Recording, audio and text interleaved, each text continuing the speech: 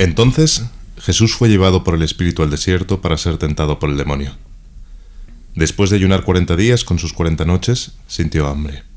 Y el tentador, acercándose, le dijo: «Si tú eres hijo de Dios, manda que esas piedras se conviertan en panes». Jesús le respondió: «Está escrito, el hombre no vive solamente de pan, sino de toda palabra que sale de la boca de Dios». Luego, el demonio llevó a Jesús a la ciudad santa y lo puso en la parte más alta del templo, diciéndole: «Si tú eres hijo de Dios, tírate abajo, porque está escrito, Dios dará órdenes a sus ángeles, y ellos te llevarán en sus manos para que tu pie no tropiece con ninguna piedra». Jesús le respondió: «También está escrito, no tentarás al Señor tu Dios». El demonio lo llevó luego a una montaña muy alta. Desde allí le hizo ver todos los reinos del mundo con todo su esplendor, y le dijo: «Te daré todo esto si te postras para adorarme». Jesús le respondió: «Retírate, Satanás, porque está escrito, adorarás al Señor tu Dios, y a Él solo rendirás culto». Entonces el demonio lo dejó y unos ángeles se acercaron para servirlo. Bienvenidos al Club Dalroy. Ahora mismo tengo la piel de gallina porque hemos oído un texto muy potente del Evangelio de San Mateo. Mateo 4. Y encima además por la voz de este podcast, Ignacio Pou, sabéis que es la voz del podcast del Club Dalroy, ha sido un fichaje estelar. Es nuestro amigo además que se sabe de cuestiones políticas, pero como buen político sabe de política pero no hace nada, o sea que te podrías dedicar incluso a la política. Y tenemos también con nosotros hoy, nos acompaña la manca de Lepanto, Ana Martínez. Es una filóloga, es una estrella de la filología, que estamos aquí, aunque ella dice que lo que le gusta es estar en su casa con sus hijos, con sus 4 hijos, y por eso la hemos fichado también, pues es una super madre. Y nos acompaña hoy nada más ni nada menos que Ángel Barahona, que ya lleva 4 episodios de Dalroy, así que yo creo que ya lo tenemos que fichar directamente, ¿no? Y como ya lleva tanto, me puedo meter un poco con él. Y no sé si alabarlo, porque si yo lo alabo, él lo sufre como si estuviese insultándolo. Pero si lo insulto, me sonríe, me dice, sí, yo soy todo eso, y lo vive como una alabanza. Entonces no voy a hacer ninguna de las dos cosas. Vamos a pasar directamente, Ángel, a hablar del tema que nos convoca, de este tema que tiene que ver con la lectura que hemos hecho, con el tiempo litúrgico bellísimo que se abre ahora, dentro de muy poco. Y queríamos que Ángel realmente nos pusiera un poco en el tono de lo que es la Cuaresma, lo que es el desierto. Y por eso te hemos invitado, Ángel. Pues muchas gracias. Vamos a ver qué nos regala el Espíritu Santo. Claro, ¿qué es la Cuaresma? O sea, muchas veces hemos reducido la Cuaresma a un tiempo de flagelo, ¿no? De autocontrol, de sobriedad, de austeridad, ¿no? Y luego lo hemos ido rebajando, ¿no? Porque el que se lo toma en serio, evidentemente, es un tiempo duro, ¿no? Desde el punto de vista de la fe, porque hay que poner en juego muchas cosas, ¿no? Pero luego esto se ha ido relajando y se convierte en simulacros, ¿no? Simulacros de ayuno, simulacros de oración, simulacros de cosas, porque somos todos tan frágiles y tan débiles que necesitamos esa rebaja, ¿no? Pero cuidado, que yo no estoy diciendo que haya que volver al rigor, al flagelo, a todo esto. Yo pienso que el desierto es otra cosa distinta, ¿no? Al desierto no se va uno a castigarse, porque en el fondo se esconde detrás un principio de soberbia, ¿no? De decir, esto lo controlo, yo soy capaz de ayunar y de ser sobrio y de tal, ¿no? Sino que es un tiempo para encontrarse con Dios. Y en el lugar mejor en el que se puede uno encontrar con Dios es en el lugar en el que hay nada para distraerse, nada para alienarse, nada para entretenerse, ¿no? Y despistarse un poquito, sino para centrarse en lo nuclear. Por eso es un tiempo de recogimiento, es verdad, y un tiempo que se llama en la Iglesia penitencial, ¿no? Porque en el fondo no es más que la necesidad de preparar una cosa muy seria, que es la venida del Mesías, la llegada de Cristo, ¿no? De la Pascua, que es el centro neurálgico, el único centro del cual parte toda la vida de la fe, que es la muerte y resurrección de Cristo. Entonces todo lo que sea preparar para eso es fantástico, ¿no? Y cuanto mejor se prepare, mejor se vive, ¿no? Ahora bien, en el sentido de qué es lo que se supone que hay que hacer. Bueno, yo no quiero ser escándalo ni ser disruptivo, ¿no? Pero es cierto que los 3 puntos en los cuales la Iglesia pone el énfasis para vivir la Cuaresma siempre bien es el ayuno, la limosna y la oración. Son 3 elementos fundamentales de esta necesidad de intimar con Cristo, ¿no? Me remito a una idea muy, muy básica, ¿no? Que algunos exegetas tratan de justificar, ¿no? Que cuando se habla de Juan Bautista, ¿no? en el bautismo del Jordán, etcétera, voz que clama, algunos dicen, coma, en el desierto preparad los caminos del Señor. No voz que clama en el desierto, ¿no? Como algunas veces pensamos nosotros, alguien que grita en medio de la nada o del silencio, del no sé qué, y se hace escuchar, sino voz que clama, coma, en el desierto preparad el camino del Señor. ¿Y qué es preparar en el desierto? Preparar en el desierto es disponerse a hacer esta vivencia interior de las 3 tentaciones que acabamos de leer, que son todas ellas, de alguna forma, lo que vienen a decirnos es, porque nosotros lo que pensamos cuando oímos estas tentaciones es, ya, un cuento oriental, ¿no? Como las 1001 noches, ¿no? Hay elementos mágicos, tentaciones mágicas, ¿no? De alguien, de un espíritu que viene y toca esa necesidad esotérica que hay dentro de nosotros de tener una relación con Dios sobrenatural, o sea, el pan que viene de la piedra convertida, ¿no? en pan, ¿no? El tirarse del pináculo del templo, todas esas imágenes que son muy, no sé si de cuento de las 1001 noches, nos distrae realmente de lo profundo que es ese relato, ¿no? La profundidad de ese relato tiene que ver con que describe perfectamente las únicas 3 tentaciones en las que los hombres estamos concernidos. Porque todo nuestro interés, puestos en la tesitura de vivir y de sobrevivir y de tenernos que defender de los otros o de las relaciones con los otros, que son siempre fuente de conflicto y fuente de insatisfacción y de desequilibrio, ¿no? Es pensar que nosotros podemos controlar esas tentaciones, pero resulta que son ellas las que nos controlan a nosotros, ¿no? Caemos en esa tentación, y la tentación en la que cae la humanidad permanentemente es eso que Cristo está denunciando, que si nosotros pensamos que la vida nos viene del pan, pues hay que sacrificar lo que haga falta por obtener el pan y tener la nevera llena. Y entonces nosotros creemos en el marxismo, en los fascismos, en estos sistemas políticos que dicen, yo te daré el pan, te aseguraré la nevera llena, porque el problema que tú tienes es la injusticia a la que estás sometido por las diferencias sociales. No, yo te daré el pan, tú sígueme y yo te daré el pan. Pero para centrarse en que el pan es la esencia de la vida, hay que olvidarse de que Dios es papá, de que el maná es un hecho radical del éxodo que es fundamental, de que el hoy es sustancial, ¿no? Y de que no tenemos más que el hoy, y de que Dios es el papá que va a procurar que tengas cada día lo justo para que no te corrompas, como se corrompía el maná si lo cogías para 2 días, y para que aprendas a vivir de su paternidad. En la medida en que no creemos en la paternidad de Dios, tenemos que coger las riendas de la historia, como decía Marx, y ponernos en marcha para generar justicia, equilibrio, balanceo social, ¿no? Y que no haya escandalosamente pobres ni escandalosamente ricos, pero parece que matar a la mitad de la humanidad. Esa tentación es muy peligrosa porque ya la ha probado la historia, que cuando se centra uno en salvarse a sí mismo por la violencia, lo que engendra es más violencia. La segunda tentación es parecida, en el fondo es, nadie te va a escuchar si tú lo que pretendes es presentarte como el hijo de un carpintero. Tu historia es patética, ¿quién te va a escuchar? De Nazaret, de un pueblo que ni existe, no aparece ni en la escritura. ¿Quién te va a escuchar? Haz algo importante y entonces todo el mundo aclamará al milagrero que viene aquí a reparar la chapuza de la creación con milagros, ¿no? Entonces te escucharán. Claro, esa tentación nosotros también la hemos asimilado, ¿no? A lo largo de la historia ese texto es tan, digamos, cuento, ¿no? Que es adaptable a cada generación, lo puede entender todo el mundo, mentalidad científica o mentalidad mágica. Y por eso es tan versátil y tan polisémico, y cada generación lo puede hacer suyo o malinterpretarlo o interpretarlo bien, ¿no? ¿Y cuál es esta interpretación, esta tentación en la que nosotros hemos caído?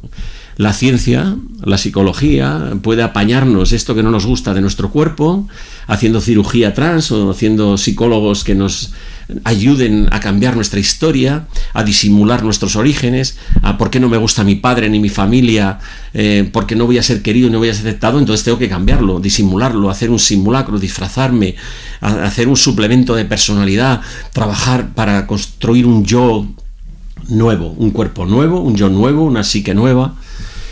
Caemos en la tentación, y esa es la tentación de la historia, ¿no?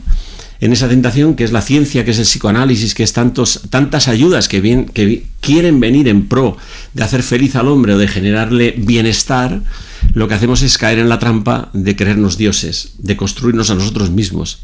Y al final esa trampa nos mata, porque ni nos gustamos. Por eso hay ahora tantas reversiones de lo trans que han sentido que no era la solución y ahora demandan a los psicólogos que no la aconsejaron bien y tal, o estas insatisfacciones permanentes de psicologías insanas que cada vez son más potentes, ¿no?, en nuestra juventud y en nuestros niños, ¿no?, que no saben cómo aceptarse a sí mismos o entrar en amarse a sí mismos, ¿no?, y prefieren amarse en el ideal que han trazado de yo, o en el ideal de familia, o en el ideal de historia, o en el ideal de profesión, o en el ideal de huir porque no me gusta la cruz, que en el fondo es la tentación del Satán. Hago un paréntesis aquí, es muy importante porque la lucha titánica que dice San Pablo no es contra la carne ni la sangre, sino contra los espíritus del mal. El espíritu del mal es el Satán, por eso la tentación está muy bien personificada en Satán, porque Satán en hebreo significa el fiscal, el acusador, el que te habla mal de Dios porque te dice que estás mal hecho, y el que te habla mal a ti mismo porque te dice que tú no te puedes querer así. Y por eso, porque no me puedo querer así como soy y porque Dios me ha hecho mal, toda mi rebeldía es contra Dios primero y luego contra los demás que no me quieren como soy yo, o como me imagino yo que me deberían de querer, o como yo me presento ante los demás que soy, porque soy siempre tentado de narcisismo, siempre tentado de falsear hipócritamente mi imagen ante los demás para ser querido, porque pienso que como yo no quiero a los demás como son, tampoco los demás me quieren a mí como soy. Por lo tanto, vivimos siempre una falsedad tremenda, ¿no? Entonces, ¿cómo se supera esa tentación? Bueno, luego lo veremos, a ver, ¿no? Pero evidentemente se trataría de saber que estamos bien hechos, que es lo que dice el Génesis, y vio Dios que todo estaba bien hecho, reconciliarse uno consigo mismo y con su historia, mi familia está bien hecha, mi cuerpo está bien hecho, todo es un don de Dios en el cual yo me tengo que encontrar con Él tal cual soy, ¿no? Como la niña de sus ojos, he sido creado a su imagen y semejanza, no solamente en lo ideal, sino en lo patéticamente real, ¿no?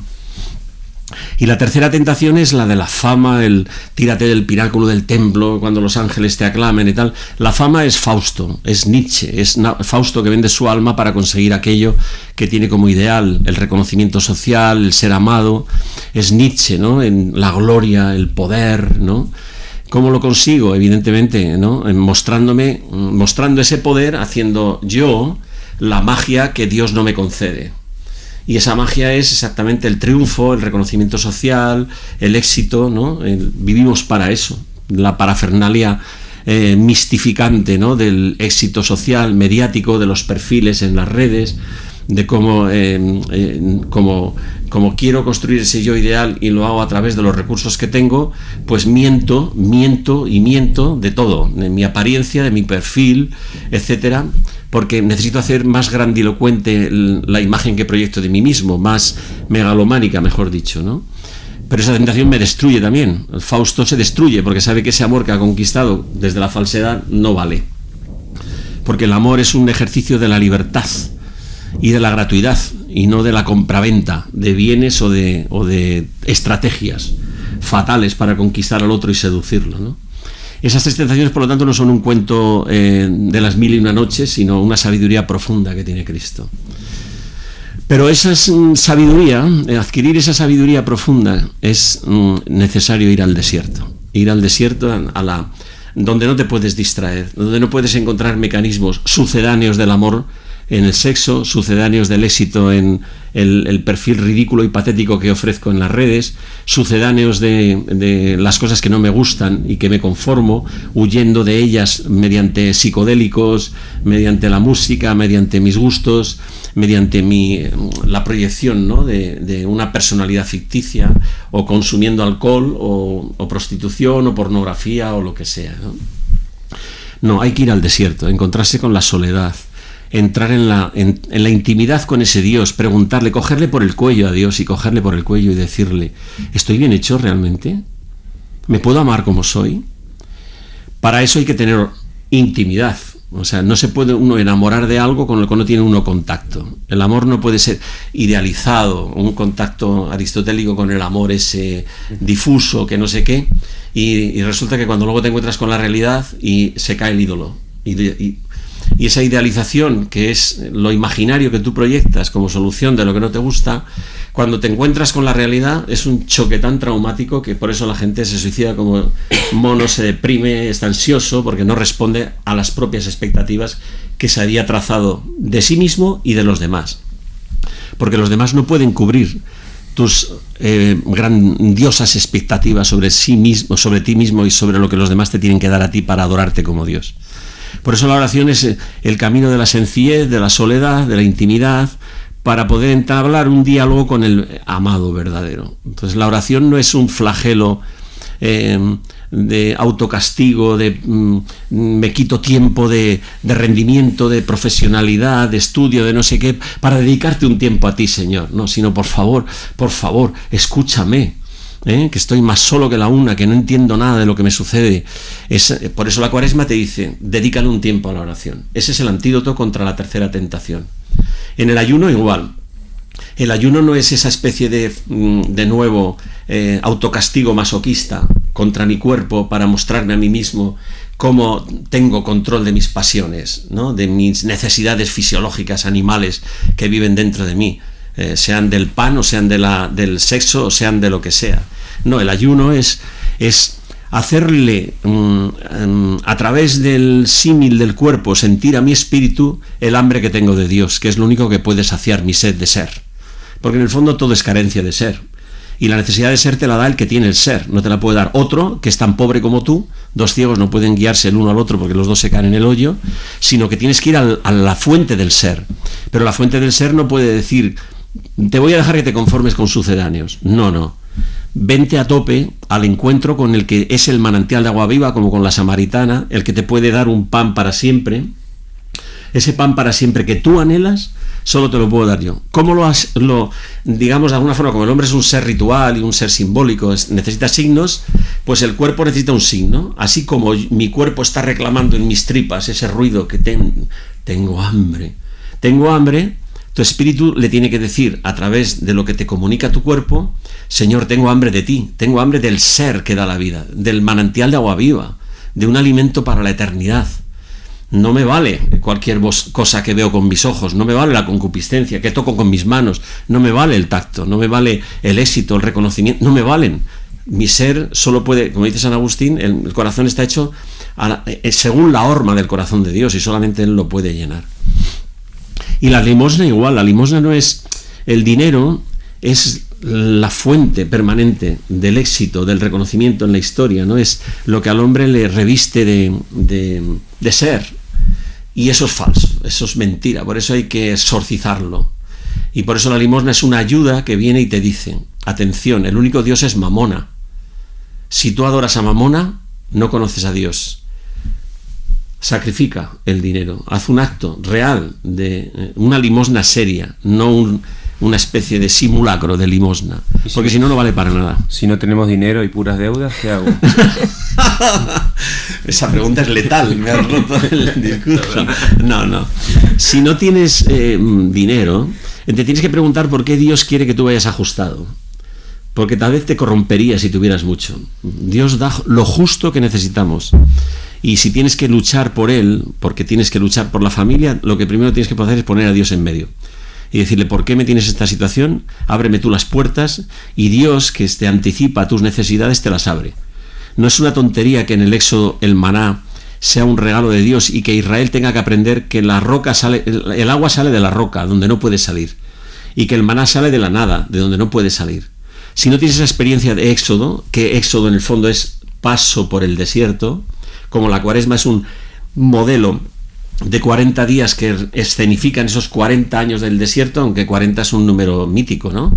Pero expresa toda una vida de maduración en la fe, que es un camino que tienes que recorrer.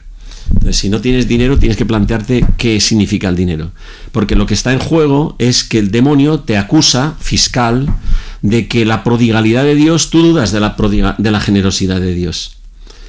Y no puedes concebir que Dios sea padre. Estás solo y te tienes que sacar las castañas del fuego. ¿Eres tú el que salvas a tus hijos de la pobreza? Por favor. Eso es falta de fe, eso es simplemente religiosidad, ¿no? En el fondo rezas para hacerle un chantaje a Dios para que te dé aquello que tú crees que necesitas. Lo que tú crees que necesitas no es eso. Oh, lo dices muy bien porque tú tienes un sueldo, ¿no? Sí, podríamos volver otra vez a tu broma y a tu ironía. No es verdad. Dice el Salmo 127, Dios lo da a sus amigos mientras duermen. Esa es mi experiencia y lo dije en la defensa de cátedra, que yo no he hecho nada para merecer esto.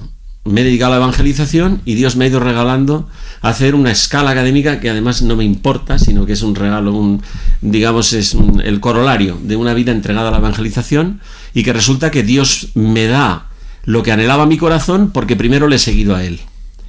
Si hubiera seguido lo que anhelaba mi corazón, vanidad de vanidades, no le habría tenido a Él y el resultado sería frustrante y decepcionante porque no me sirve para nada. Es un título estúpido, social, etcétera, que tiene valor para el que cree que su ser se adorna a sí mismo, ¿no? Pero no es verdad. Dios lo da a sus amigos mientras duermen. El dinero, el maná, el éxito, el reconocimiento, el trabajo, todo. Y el paro también, ¿eh? Y volviendo, me ha encantado, Ángel, escucharte, me da mucha... ¿Ya estamos terminando? No, qué susto, pero quiero unas preguntas que me suscita, ¿no? Esto que nos has dicho de la Cuaresma, de cómo vivirla y tal. Sí que mi experiencia es a veces la de estar absolutamente desparramado, ansiosamente buscándome a mí mismo, buscando ese ser que no tengo, y entonces pues vamos detrás del dinero, vamos detrás del prestigio, vamos detrás de cómo me miran los demás, vamos detrás de todo eso. Pero claro, al mismo tiempo, ese desierto, ¿cómo se vive en el día a día? ¿Cómo lo llevo yo a mi hoy, a mi ahora? O sea, este podcast al final está también pensado para que la gente que pueda oír este episodio de la Cuaresma pues se predisponga a ir al desierto. Entonces, ¿eso cómo se baja? Pues eso es lo que nos ofrece la Iglesia, que eso es lo maravilloso, ¿no? La Iglesia te dice, cuidado que los tiempos litúrgicos son un diseño increíble, ¿no? Del Espíritu Santo, porque hace que el tiempo no sea una rutina insufrible. Los hombres se suicidan porque dicen, ¿mañana va a ser lo mismo que hoy? No lo aguanto. ¿Lo que pasó ayer se va a repetir hoy y será mañana igual? No lo aguanto. Por eso la liturgia tiene sus tempos fuertes, ¿no? El Adviento es una llamada a la conversión porque se acercan los tiempos finales. De tu vida siempre son finales. Nunca tienes garantizado si mañana va a estar vivo. Por lo tanto, es una llamada a que el Adviento sea un tiempo permanente, pero tiene un tiempo litúrgico que hace fuerza para que vivas en esa tensión escatológica. La Cuaresma, vive el tiempo ordinario, es decir, donde el hombre se relaja, trabaja con sosiego, porque lo fundamental del tiempo ordinario es que tú respetes el Sabbat y no vayas a Carrefour porque está abierto los domingos. Vete a Mercadona, que cierran los domingos el sábado, ¿no? Porque es importantísimo, ¿no?, respetar el Sabbat. Pero luego vienen los tiempos fuertes. La Cuaresma es estate en tensión porque tienes que escenificar en tu cuerpo con esos pequeños signos que no son masoquistas, que anhelas la Pascua, que es el centro de todos los tiempos litúrgicos. Y después de la Pascua, esos 50 días de Pascua, la Iglesia primitiva celebraba la Eucaristía con solemnidad todos los días, anhelando la venida del Espíritu Santo. Es verdad que se corresponden con el Pesaj, con el Yom Kippur, con el Shavuot. Hay una correlación, ¿no?, de la elección del pueblo de la alianza que la Iglesia traslada a nuestra forma de vivir los tiempos litúrgicos. Pero esos tiempos litúrgicos señalan cómo tienes que prepararte con tu cuerpo para ir increciendo hasta el momento álgido, que es la Pascua, que es la resurrección de Cristo. Sin resurrección no tiene sentido que hagas nada. Sería un budismo de autocontrol zen, o sería un masoquismo tipo chiita dándote flagelos en no sé dónde. No, esto es una exultación que camina hacia el éxtasis, que es la alegría pascual, el Cristo resucitado. Entonces, ¿qué hay que hacer? Lo que dice la Iglesia: ayuno, oración y limosna. Evidentemente, como somos tan débiles y tan frágiles, la Iglesia dice, bueno, el viernes come pescado, ¿no? Bueno, si puedes hacer ayuno y no solo pescado, mejor. Pan y agua. ¿no? Y si puedes hacer una buena limosna, exorciza bien el dinero, porque no es una cuestión de dar la mierda que te sobra, sino dar de donde te duele, porque la nómina te viene de Dios, no es un regalo que tú te das a ti mismo o que te da tu jefe, sino que si te da eso, esa nómina es porque Dios ha dicho, esto es lo necesario para y ya está lo suficientemente agradecido como para que del dinero lo disfrute como un rey y no como un esclavo. Porque todo esto, y esto viene en el punto del Éxodo, ¿qué es lo que pretende Yahvé durante 40 años en el desierto? Educar al pueblo de Israel para salir de la idolatría. Todo es la antítesis de la felicidad humana es la idolatría. Por eso el becerro de oro, por eso el agua, por eso la sexualidad, por eso todos estos sistemas de supervivencia que el hombre utiliza como sucedáneos, que huyen del encuentro con un Dios Padre, con un maná incierto, pero seguro. Que huimos de esa forma es generando ídolos. Y los ídolos al final son frustrantes, son de paja, son de madera, no te dan nada, no te matan, te absorben, te ponen el anillo en la nariz y les adoras. Entonces vives para el trabajo.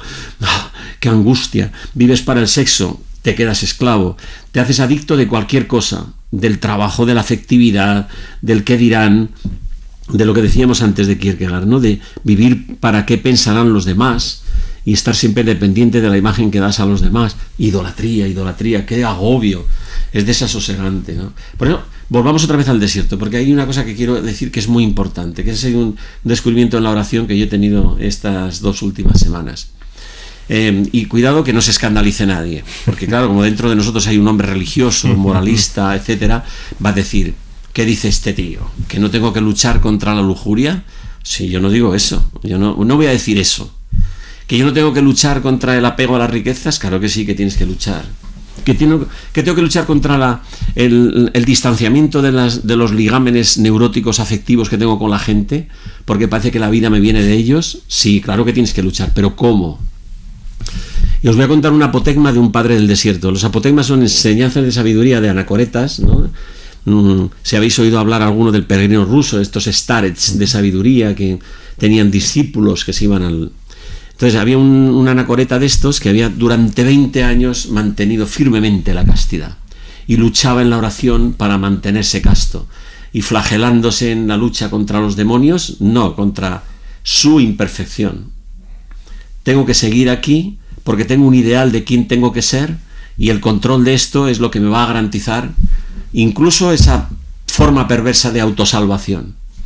Bueno, pues un día le mandan al pueblo, después de 20 años de autocontrol, encuentra una campesina muy atractiva, se queda alucinado, ¿no? Después de tanta hambre pasada, que se acuesta con ella.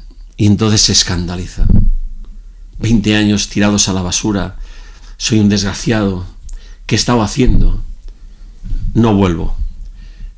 Pero un momento dice, volveré y me despediré de mi maestro. Le voy a decir que no puedo seguir en... Va al maestro y le dice, ay... tu problema no es la lujuria, tu problema es el orgullo. No has entendido nada de lo que Dios quería hacer contigo, pero gracias a Dios has pecado. ¿Cómo? Que el pecado a veces es una gracia de Dios. Sí, si no te quedas anclado en él, claro, y le adoras, o te quedas seducido por el mensaje satánico que te dice no sirves, Dios no te ama, eres imperfecto, desiste, ríndete. Le dice, te vas a tu chabola y vas a estar días y días y días rezando la oración del corazón, diciendo solo una cosa. La oración del corazón del Staret es, hijo de David, ten piedad de mí, que soy un pecador, 1000 veces, hasta que se acompase tu respiración y tu corazón al unísono con esa oración monótona y repetitiva. Es como las letanías o como el rosario, es lo mismo. Es esa maravilla de suspender el juicio y dejárselo a Dios, ¿no? Entrando en esa especie de recurso, ¿no? Le vas a ir a la chabola y en tu soledad vas a repetir, no he pecado, no he pecado, no he pecado, no he pecado, no he pecado. Hace esto y al final un día con una alegría inmensa vuelve y le dice, ya he entendido, Padre, todo lo que tenía que entender. Mi pecado era el orgullo. No podía entender que el amor de Dios era gratuito. No podía saber que si yo la lujuria la controlo es por agradecimiento, por amor, porque no quiero traicionar al amor y no porque yo me autocontrolaba. Este punto de luchar contra el orgullo es lo que dice San Pablo. No luchamos contra la carne ni la sangre, contra el sexo y contra el amor al dinero.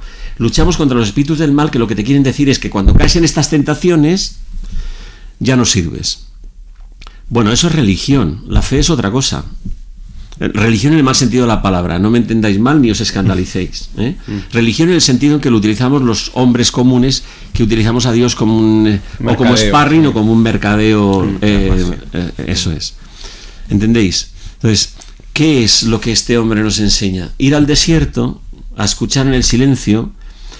Sucede lo que sucede en las tentaciones, que si no os habéis reparado en la cuenta de que Mateo, cuando termina las tentaciones, dice: y bajaron unos ángeles y le servían.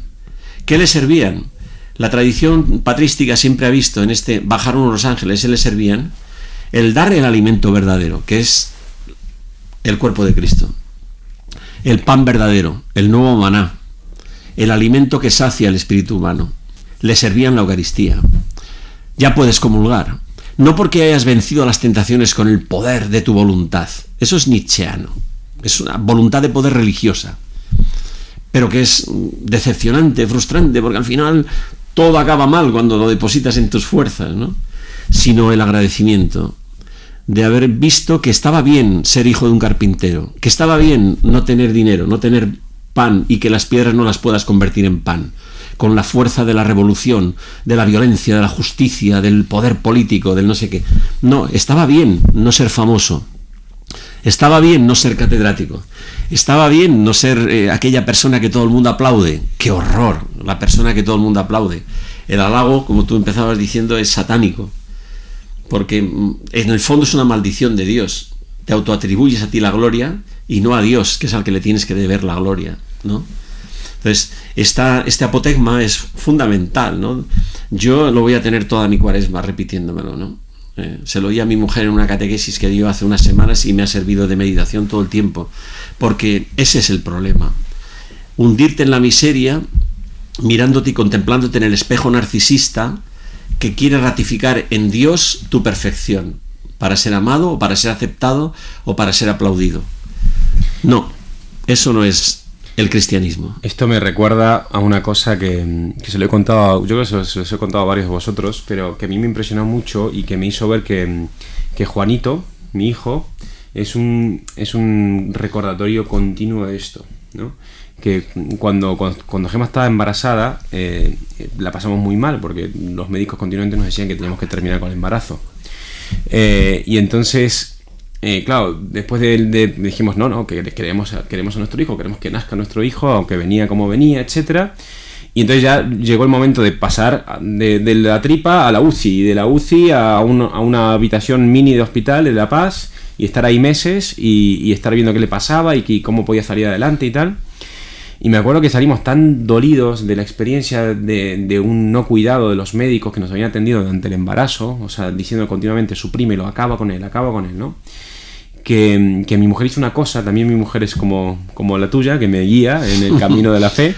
Qué maravilla tener una mujer santa y sabia. Y yo me acuerdo que en las habitaciones que nos dieron ahí en el complejo de patologías, donde estaban los niños más afectados, con más afecciones, enfermedades más complicadas, pues todos tenían, los padres pues nos dan una hojita y tú ponías el nombre del niño para que en la habitación pusiese el nombre del niño.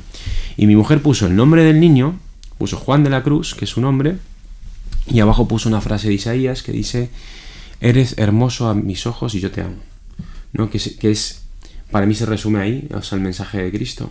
Eso el mensaje de Dios es ese. Eres hermoso. No te quiero por el más lo que hermoso haces. De los hijos de Adán, dice Exacto. el Salmo. Y mi hijo es que efectivamente él no puede hacer nada. Él ¿qué va a darle al mundo, no? Y entonces puede venir Arcadia Espada y decir, pues elimínalo. Si él no puede tomarse un gin tonic y disfrutar aquí del jazz como puedo hacerlo yo, o no puede hacer nada, ¿no?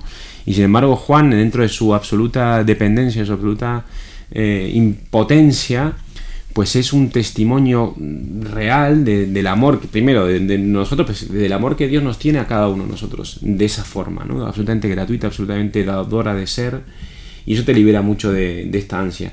Sin embargo, a pesar de que esto lo he vivido y lo he experimentado y he llorado con ello y me he conmovido y me conmueve cada vez que lo miro, pues luego está Juan y no lo veo. Y luego lo que hago es pues caer en buscar en mi ser a través de la ansiedad de la comida, de la bebida, del prestigio, de caerle bien a la gente, o sea, de todo esto, ¿no? Entonces, yo pensaba ahora que estabas dándole matraca a lo del ayuno, esto es un auto, no, yo puedo ayunar, no sé cuánto. Quiero decir, yo creo que de verdad que tenemos que recuperarlo realmente. Sí, oye, pues de verdad vamos a ayunar un poquito. Pero por lo que tú dices, porque ahí te das cuenta que tenemos una sed y un hambre de Dios brutal. Eso es. Pero que no le dejamos espacio que se manifieste, porque estamos tan atiborrados. Lo mismo que la oración, o sea, hacerla en silencio. Quedaos en silencio lo más posible, no con canciones, no con guitarra, ¿no? En un silencio y decir, Señor. Y donde nadie te vea y tal. Yo tengo ahí un tema así. Sí, o sea, pero porque me gusta ir a la capilla, pero es que es horrible, porque luego piensa la gente que eres bueno. Y digo, me gustaría ver un cartel y digo, soy un pecador, por eso estoy aquí. Pero hay que jorobarse. Es eso, fin, ¿no? A mí me ha gustado mucho, o sea, lejos de escandalizarme, y te lo agradezco mucho que lo hayas hecho, tener esta valentía de recordar lo que son estas 3 armas que nos da la Iglesia y de llamar claramente, o sea, ponernos sobre aviso de la tentación, las llamo algo así como la tentación en clave religiosa o algo así, en la que fácilmente podemos caer con cada una de ellas, porque me parece que es tan fácil verdaderamente practicar la limosna, el ayuno y la oración en clave voluntarista, para demostrarnos los santos y convertidos que estamos, lo mucho que somos capaces de hacer. Y lo digo sobre todo porque creo que entonces, si esto es así, todos estamos muy convertidos, porque en el fondo esto está muy de moda. Es decir, esto del ayuno, el ayuno intermitente, vamos, quiero decir... La nueva religión del culto al cuerpo. Totalmente, o sea, esto de ser capaz, ¿no? De negarse a uno mismo de una manera extraordinaria que yo jamás sería capaz de hacer, y comer solo. Luego, esto iba a decir, en cuanto al desprendimiento, o sea, que hay más de moda que estas gurús del orden en casa que te invitan a desprenderte de todo lo que tienes y a tener lo mínimo y necesario, y no digamos ya de entrar en ti mismo, el mindfulness, la meditación, el Bauhaus, el minimalismo, todo eso. Entonces, que no andamos faltos de formas modernas o posmodernas de limosna, ayuno y oración, que no hacen sino encerrarnos más en nosotros mismos. Entonces, me parece que has dado una clave preciosa mencionando este salmo que es de mis preferidos. El Señor lo da a sus amigos mientras duermen. Yo confieso aquí una pequeña herejía, que es que a veces lo cambio y digo mientras cambian pañales, mientras no. Bueno, ese mismo salmo dice que los hijos son como flechas en manos de un guerrero. Dichoso el que tiene llena su aljaba. Nadie puede construir su casa, dice ese salmo. Totalmente. Es el Señor el que construye la casa. O sea. Entonces, me ha gustado esa clave porque es cierto que creo que has dado, o sea, nos has situado, ¿no?, en cómo hay que vivir estos 3 regalos que no vienen a demostrarnos nada a nosotros mismos, ¿no?, sino a ir a este desierto, la llevar al desierto y labrar el corazón. Y eso no niega que aspiremos a la santidad, pero ¿sabes? La santidad no es las medallas, el autocontrol, la perfección, el no sé qué, sino que es la humildad. El Anacoreta lo que nos muestra es que la santidad se queda en el convento, porque acaba de descubrir que es todo gratis. Pero como algo que recibo. Esto es lo que quería decir, ¿no? Que en estos 3 regalos uno descubre, me ha encantado cuando hablabas de este papá que nos lo quiere dar todo, ¿no? O sea, es en el desierto donde yo puedo tener esta oportunidad de descubrir que no soy yo quien lleva mi vida, quien me cuida, que no soy yo quien me dota del ser, de la belleza, de lo que me hace digna de ser amada, que todo esto lo recibo. Y el único lugar en el que puedo descubrirlo es ahí, en el desierto, donde tú decías, ¿no?, donde no tenemos la tentación de caer en otros amores que nos roban el gran amor y el gran regalo, ¿no? Entonces, qué distinto es ir a armarse de estas 3 armas que nos da la Iglesia para esta Cuaresma, sabiendo que son un regalo para ir a un encuentro donde yo lo recibo todo, que de algo de lo que yo me revisto para hacerme digno de la santidad, ¿no? Entendiendo esta santidad como un autoperfeccionamiento. Entonces me parece precioso porque es un despojamiento que nos reviste, pero no nos lo da todo otro. Y me parece que nos libras de esta tentación. El antídoto de Satán, que es el fautor de toda esta parafernalia neurótica en la que vivimos, ¿no?, es el Paráclitos, o sea, el abogado defensor, el que te defiende todos los días de ti mismo, el que defiende a Dios y te hace decir en lo profundo de tu corazón en la oración, todo está bien hecho, tengo que estar agradecido. Yo me lo digo todos los días porque la tentación que tengo es a que escucho al Satanás, ¿no?, al acusador. Ese es el camino. Por eso es un combate, esto no es una victoria, no se trata de llegar a una meta. esto dura toda la vida. 40 años, 40 días es un modelo paradigmático de toda una vida, hasta la ACME, ¿no? O sea que es un itinerario vital, es un éxodo, ¿no? Por eso somos parroquios, somos peregrinos, estamos pasando por la historia en este combate hasta que nos muramos, hasta un minuto después de muertos tendremos este combate, ¿no? Por nuestro desierto, que es la vida, ¿no? No, y qué bonito que la Iglesia también litúrgicamente cada año nos ponga de vuelta en esto, ¿no? Que es Oseas, que es Jeremías, que es el desierto el encuentro del amor con el que te ama y que te da la vida, ¿no? No es broma que Oseas vaya al desierto a buscar a su mujer que se ha prostituido. Porque pensaba, ¿no? Según nos escuchaba yo un poco en línea con lo que decía Ana, que es muy fácil ir mal al desierto, ¿no? O sea, Cristo va a los fariseos y les dice que salisteis a ver al desierto, ¿no? Pues es decir, al superhéroe. Y de hecho, según leía la lectura, me venía a la cabeza que vaya bajada de nivel, ¿no? Que después de Cristo superar todas las tentaciones, de repente come, ¿no? Vienen los ángeles y le sirven, y es al revés, ¿no? Efectivamente el desierto es el lugar donde uno renuncia a sí mismo, pero no para hacer superhéroes, ¿no? Sino para el encuentro con la amada, ¿no? Para ese lugar donde las palabras del profeta Oseas, ¿no? De llevar el desierto, pero para seducirte, ¿no? Para hablar a tu corazón. Y pensaba que qué difícil es quizá para nuestro tiempo, y a la vez tan evidente, ¿no? O qué difícil es para mí a veces reconocer esa necesidad de ser salvado, ¿no? Probablemente me falta vida, ¿no? Y siguen vivas muchas desesperanzas, pero esto lo conectaba con un comentario de uno de mis cuñados, que es sacerdote en Estados Unidos, y decía: cuando llegué me sorprendió porque empecé a escuchar confesiones de pecados que no había oído nunca, ¿no? Dice: en España nadie se confiesa de ira. Y esa ira, esa ira probablemente es lo que ellos llaman self-awareness, ¿no? De conocimiento de la ira, de la frustración, de la desesperación que produce el no tener las cosas bajo control, ¿no? Y en ese sentido me parece lo que al principio me escandalizaba, de repente empiezo a descubrirlo en mí, ¿no? En cómo me relaciono con mis hijos, en cómo me relaciono con mis éxitos, con mis fracasos, y entonces es cuando puedo descubrir pues esa necesidad de que el desierto en mí sea la posibilidad de que entre otro. Y luego además que cuando uno carga en sí mismo, o sea, uno puede querer hacer las cosas bien, el ayuno intermitente, o sea, quiero decir, yo no he hecho eso nunca y nunca la voy a hacer, pero sí, pero porque me gusta comer, pero no, o sea, hay gente que le funciona, que decir, no demoniza ninguna no, de yo tengo gente muy cercana que lo hace fenomenal. Claro que sí. Pero es verdad que a mí me ha pasado, por ejemplo, de por una buena intención decir, pues yo quiero hacerme cargo de mi familia, yo quiero cuidar a mi mujer, quiero cuidar a mis hijos, y sentir que lo estaba cargando yo, y lo estaba haciendo, y sentí una tristeza y una amargura y un agotamiento. Porque te conviertes en el guionista de tu vida, sustituyes a Dios, y entonces totalmente te exiges a ti mismo y piensas que los demás te están exigiendo. Cuando uno sustituye a Dios y se hace el guionista de su vida, solo se puede atribuir a él mismo el fracaso. Por eso la gente se suicida y lo pasa tan mal. Porque si Dios no existe y yo soy el guionista de mi vida, resulta que he fracasado un amor y ya no creo en el amor porque el siguiente ya es nada, y al siguiente es sexo, y al siguiente es un mercadeo de fin de semana, y al siguiente... Sí, pero sin llegar a eso, porque yo decía, a ver, esto que estoy haciendo es algo bueno. Y sin embargo estaba triste y amargo. Y puedo hacer lo mismo, estar haciendo lo mismo, y no estar triste y amargo. Todo depende, ¿no? ¿Verdad? Sí, exacto. Es fantástico. Qué bueno es nuestro Dios. No, me gusta mucho cuando, o sea, lo que decías del acusador, porque a mí a veces me ayuda, abro un poco el corazón, pero me ayuda mucho cuando viene un pensamiento de estos que vienen a acusarnos, ¿no? Y tú hablabas del fiscal, y por otro lado has hablado del defensor, ¿no? Y como muchas veces pienso, este pensamiento al que le puedo añadir un dedo acusador, muy probablemente no venga del Espíritu Santo, ¿no? Como el demonio siempre es el que viene en este desierto a pensar que somos nosotros los que llevamos la historia, los que hacemos las cosas, los que nos damos muchas veces escuchar este dedo acusador nos lleva más que a meternos y a encerrarnos más en nosotros mismos. Entonces que no vamos al desierto a escuchar el dedo acusador, sino al defensor.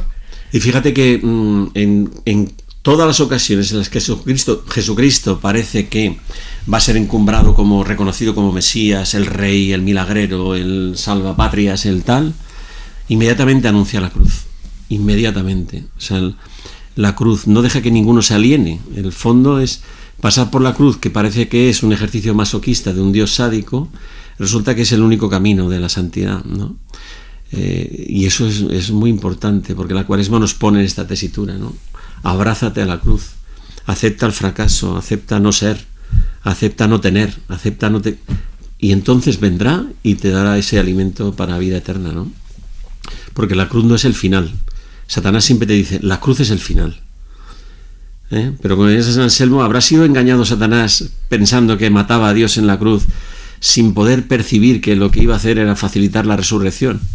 Bueno, nosotros lo sabemos, por eso es un futuro anticipado que se nos hace en el presente garantía, ¿no? De vivir sin miedo, porque lo que espera es la resurrección, no la muerte en la cruz. Lo que pasa es que hay que pasar por ella, evidentemente, ¿no? Pasar por ella, ¿no? Yo recuerdo este fin de semana pasado, he estado en una convivencia con mis catecúmenos, y en un momento determinado, en los laudes del domingo, pues se invita a las madres que han llevado a los hijos y las que están embarazadas a recibir una bendición especial. Y había una persona que llevaba años queriendo quedarse embarazada sin poder, muerta de envidia, llorando, juzgando a Dios, ¿no? En el fondo, diciendo, a estos les concedes hijos y a mí no me los concedes, que los anhelo. Y algunos de ellos los van a rechazar en la adolescencia y van a decir, maldita sea la gracia de haberme quedado embarazada, pero yo los amaré eternamente, ¿no? Bueno, es una broma. Y tal. Y esta chica había pedido con su marido la adopción de cualquier niño Down o cualquier niño que fuera rechazado en el parto porque era Down o por lo que fuera o porque naciera mal. Y tal. Entonces lo pasó fatal en esa envidia mimética de ver cómo las demás estaban embarazadas y ella seguía pidiéndole a Dios y no era escuchada. Esa es su cruz, pero muy importante, porque ahí descubres que tú a ti mismo no te puedes dar la vida, que tú no tienes la solución de tu problema, que tienes que esperarlo todo de Dios, que como somos tan soberbios pensamos que, y encima ya es médico, pues podría pensar, yo tengo la solución, ¿no? Y haré todo lo que sea para que esto suceda y tal, ¿no? Como hacen ahora, que se implantan fecundaciones in vitro y hacen de todo, ¿no? Para poder solventar el sufrimiento yendo por el atajo.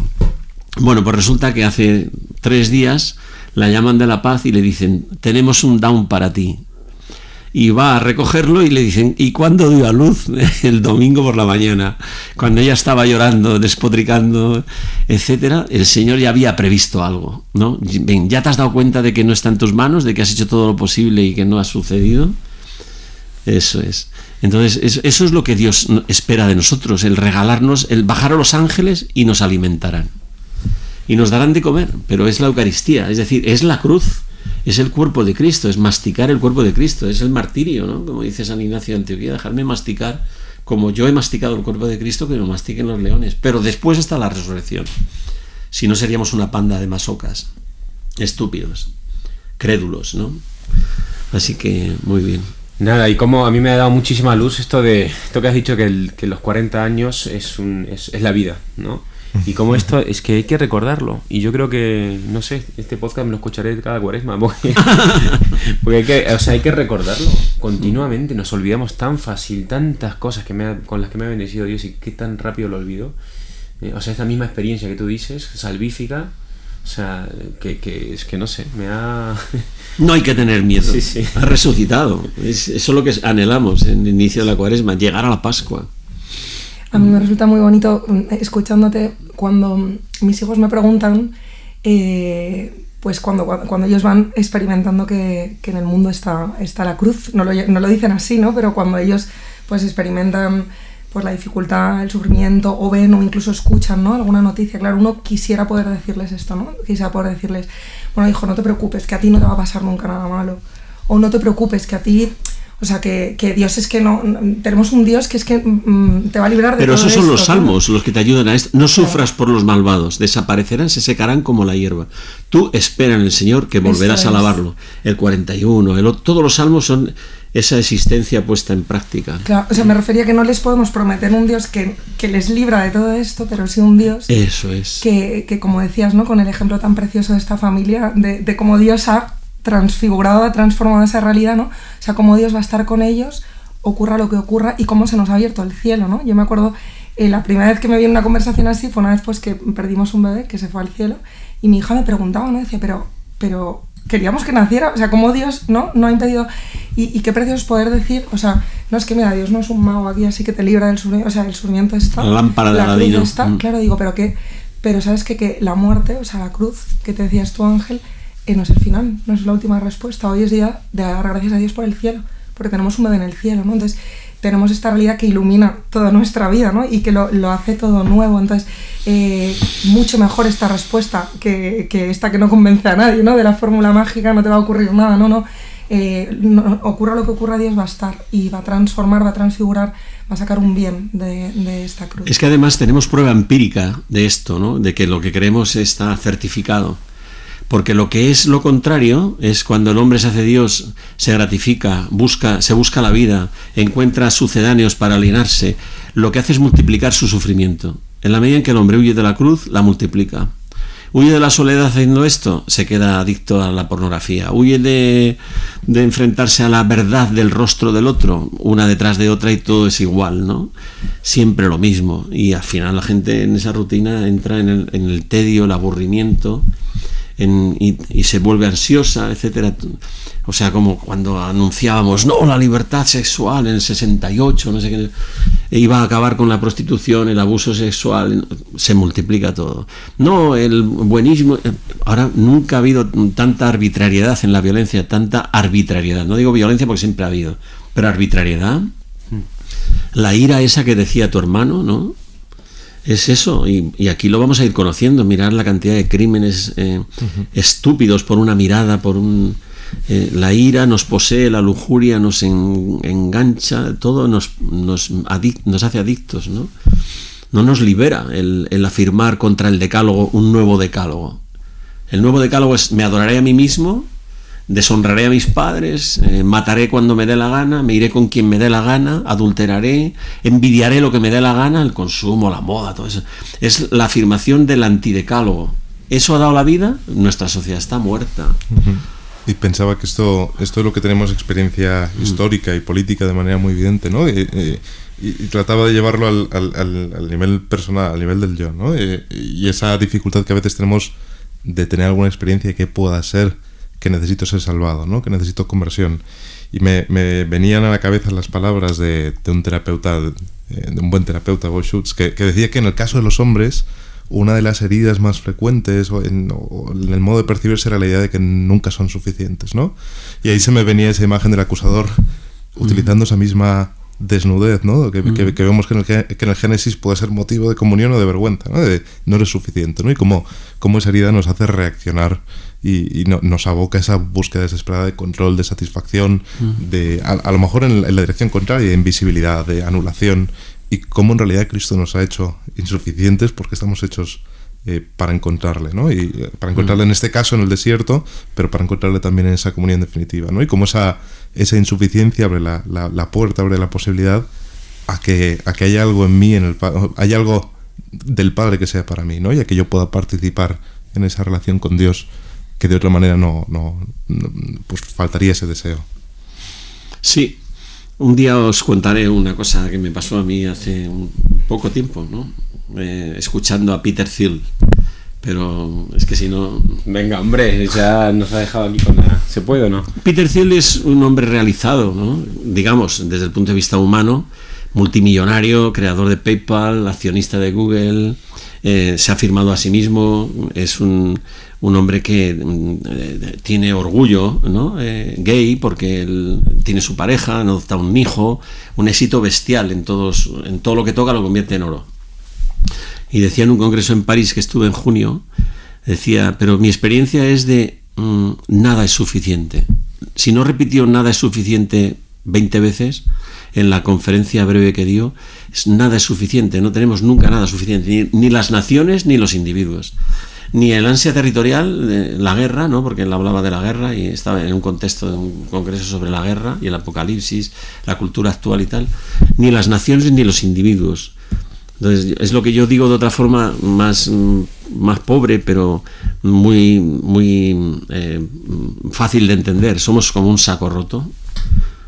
Antropológicamente somos seres insatisfechos por definición, porque somos como un saco roto, y a un saco roto tú ya le puedes meter lo que quieras, dinero, sexo, trabajo, reconocimiento, prestigio, que no lo llenas nunca, y además siempre necesitas más, y crees que lo llenarías cuantificándolo, pero no, por más que tengas una lista de seguidores, de likes, de millones de amantes, de ídolos a los que adorar, nunca jamás vas a estar satisfecho. La felicidad viene por otro lado, ¿no? Que es abrazar lo que tienes, ¿no? La cruz, y amarla y aprender a... Sí, sobre todo como creemos, porque le creemos a la serpiente que dice seréis como dioses, ¿no? O sea, eso es. Te lo dará, te dará eso que quieres, más te lo dará, Mira, te satisfará, te llenará. Te satisfará. Sí. El lunes estuve dando una conferencia para el clero en San Dámaso, para el clero diocesano de Madrid, y el título de la ponencia empezaba con una cita de un psiquiatra francés que se llama Jean-Michel Augoulian, que dice que en el Génesis está el origen de todas las psicopatologías soft que hay en el mundo. Y es justo eso, que nos hemos creído que podemos ser como dioses, tocando, decidiendo qué está bien y qué está mal para nosotros, en lugar de preguntarle a Dios qué está bien y qué está mal, ¿no? Es fundamental eso, ¿no? Bueno, vamos a ir cerrando, que se nos ha ido rapidísimo esta hora del Club Dalroy, pero siempre recomendamos, Ángel, alguna cosita que nos pueda todavía meternos más en esta dinámica del desierto, en vivir la cuaresma, pues alguna película, algún libro. Yo creo que tú tienes una película que me has comentado alguna vez que mola mucho. Ahora por ahí lo puedes comentar si quieres. Sí, La Misión, dices. Sí, sobre todo porque por esa visión que le da. Hombre, La Misión tiene sus cosas, ¿no? Sí. Cuidadito, porque hay veces que tiene un toque de estos típicamente posmoderno, ¿no? De decir, sería bueno que hubieran venido estos a colonizarlos, mejor que se hubieran quedado en Europa. O sea, tiene cosas como que son... Pero el propio discurso, el guión de la película está trazado precisamente en un tiempo litúrgico, que empieza con el carnaval que vive en un sincretismo paralelo con procesiones de la Virgen en la escena inicial, ¿no? Que se cruzan los que están danzando en danzas eróticas muy dionisíacas, etcétera, con la Virgen en procesión. En esa noche sucede un crimen de un hermano que mata a otro, que reclama el mito gemelar de Caín y Abel, ¿no? Por una mujer, además. Sí, un objeto en disputa.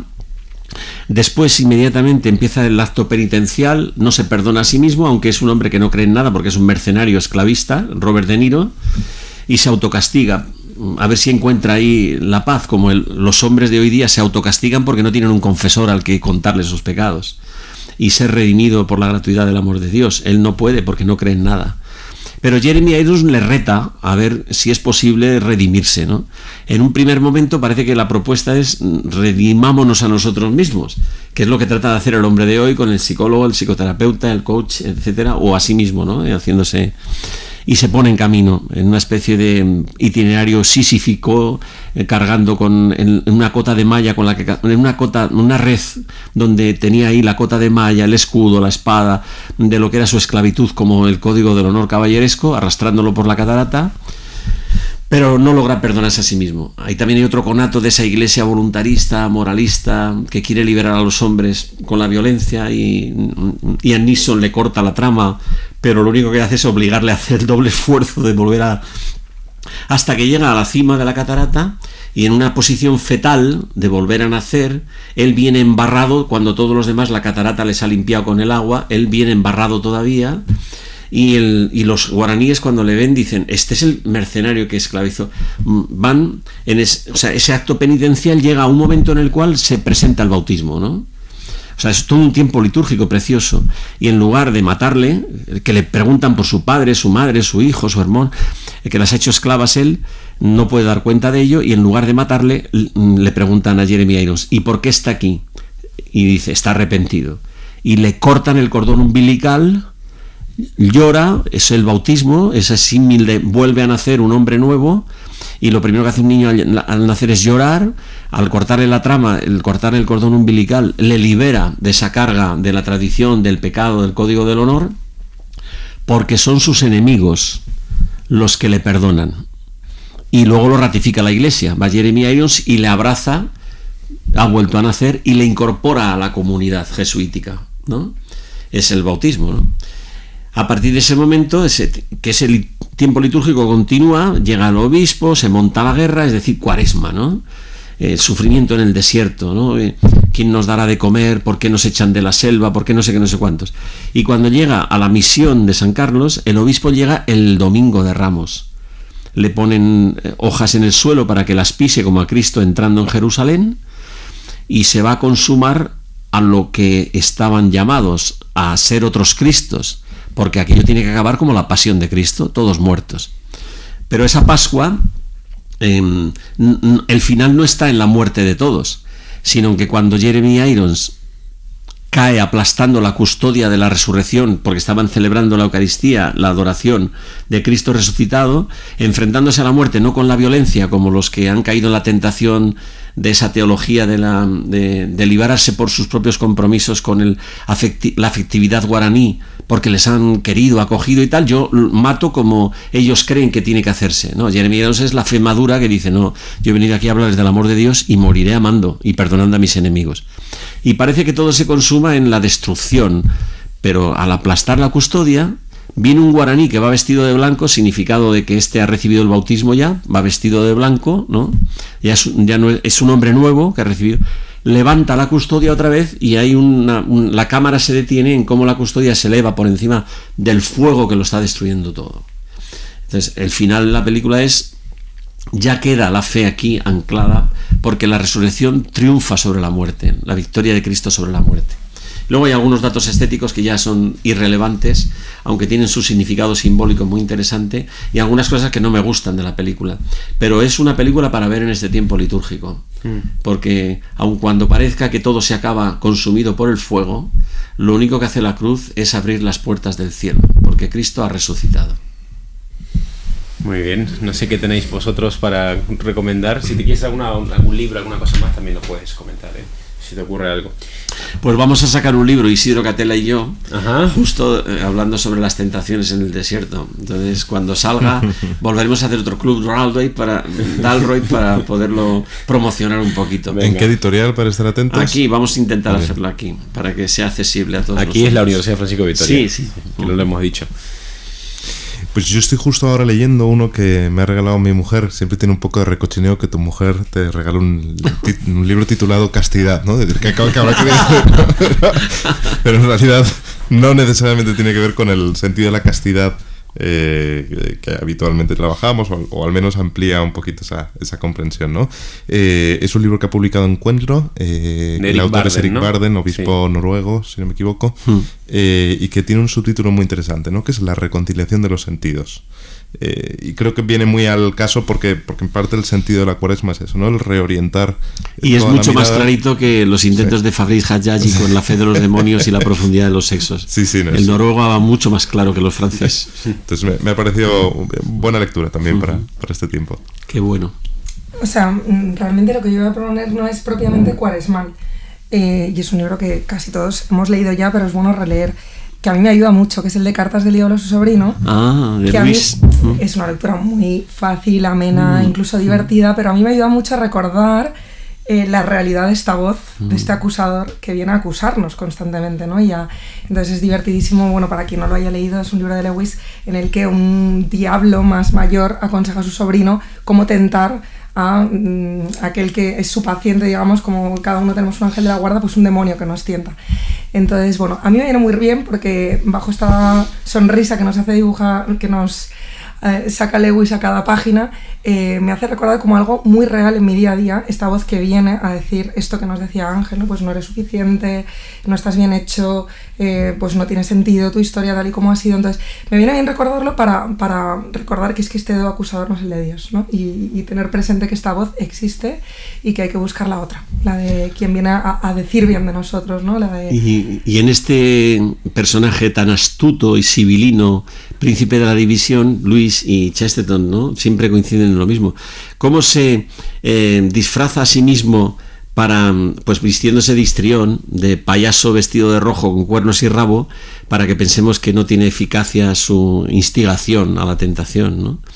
Pero detrás de él hay un peligro verdadero para el ser humano, porque no nos quiere, nos odia, tiene celos y envidia de nosotros porque somos amados por Dios, ¿no? Y esta es su gran victoria hoy, que no Eso recordemos que existe. No recordemos que existe porque es un payaso, es de un cuento de chino, ¿no? Como pensamos que son las tentaciones, un cuento de estos, de las 1001 noches. Cuando fijaros la sabiduría que hay ahí atrás, porque está denunciando al marxismo, al fascismo, a todos los espíritus dionisíacos, las ideologías, la propia confianza que ahora tenemos en la ciencia y en la tecnología. En las tentaciones están todos esos sistemas sucedáneos de darnos la vida. Bueno, y con esto vamos a cerrar. Yo rápidamente recomiendo la lectura del Éxodo y la lectura de Job también, del libro de Job, porque en el libro de Job pasa precisamente esto. Está la idea de una religión de merecimientos, de tú tienes lo que te mereces y tal, frente a lo que es la revelación de Dios, ¿no? En el pueblo de Israel, y luego también nos llega a través de Cristo. Así que el libro de Job, aunque es un libro difícil, yo lo recomiendo para este tiempo. Y con esto... Mejor la ruta antigua de los hombres perversos. Hombre, tenía que salir Girard de aquí, así que también ponemos a Girard, que es sobre el libro de Job. Sí. Muy bien. Así que nada, muchísimas gracias, Ángel. Nada, a vosotros por esta oportunidad que me dais de anunciar a Jesucristo.